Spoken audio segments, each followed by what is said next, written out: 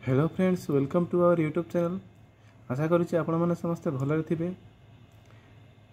आज गोटे खुशी खबर डिस्कसन करवा कौन ना आपण मैंने जो रेलवे डिपार्टमेंट जो पोस्ट बाहरी थिला ग्रुप डी रो तार 22 तारीख थी अप्लाई डेट किंतु ताहा एबे एक्सटेंड करिछि मार्च 1 तारीख जाए तार आपण अप्लाई करि परिबे एप्लिकेशन।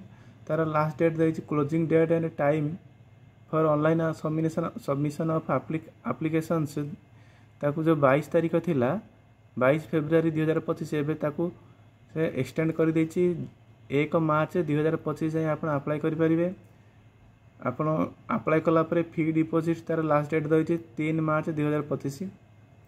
एथि मध्ये आपण अप्लाई करि पारे। एई नोटिस टे आपण वर्तमान रेलवे डिपार्टमेंट गत काली एठी नोटिफाई करछि। तेणु बड़ खुशी खबर जो मैंने अप्लाई कर नथिबे से माने यथाशीघ्र अप्लाई करनियंतु।